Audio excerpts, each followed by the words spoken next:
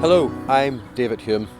History is all around, as is evidenced by this memorial to General Sir James Steele on Ballycarry's amenity green, telling the story of a very distinguished army officer who was born and grew up in this community.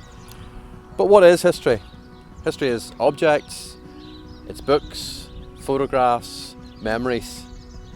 And in this short film, we want to explore objects that people have and the story that those objects actually tell and the memories that they provoke. My name is Letta Marsden and I am proud and pleased to have been a member of Ballycarry Women's Institute for over 50 years.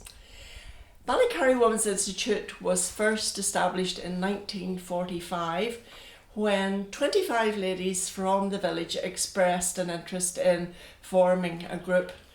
The Honourable Mrs. Rose McClintock from Red Hall, she was appointed unanimously as the first president of Ballycarry Women's Institute. However, a few years later, her son John McClintock married Mrs. Monica McClintock, became our new president, and in 1953 she took over the reins from her mother-in-law. Then in 1954, Mrs. Monica McClintock, decided it would be a lovely idea to make a scrapbook to record all the happenings, not just within our institute, but within the village of Ballycarry. And this is our WI scrapbook. The cover of the scrapbook was actually woven by Mrs. Monica McClintock, who's a very talented craftswoman, as you can see. And together with the other ladies, they compiled this little treasury of happenings. So I'm going to let you have a little peep inside. As I've said, in 1954, the year after Mrs. McClintock took over the presidency, there were 75 members in the institute. And please remember, this was before the days of computers or printers or spreadsheets. So all the names were written out neatly by hand.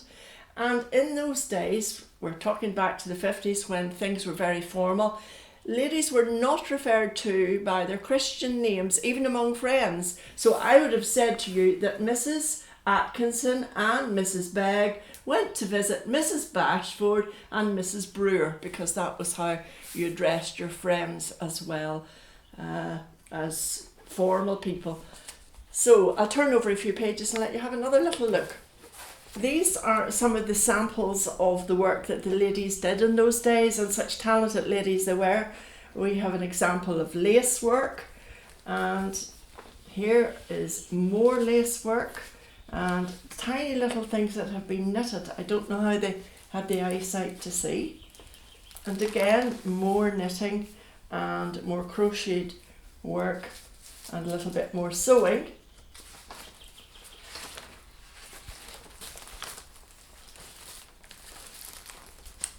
This type of sewing is referred to as smocking, and would be used to make little girls' dresses to add a little decoration. And this is maybe a better example than smocking. At the top of the girl's dress, this would be sewn to add a little detail. And I'm sure the little girls love wearing it, but I couldn't think how long it would take to make these pieces.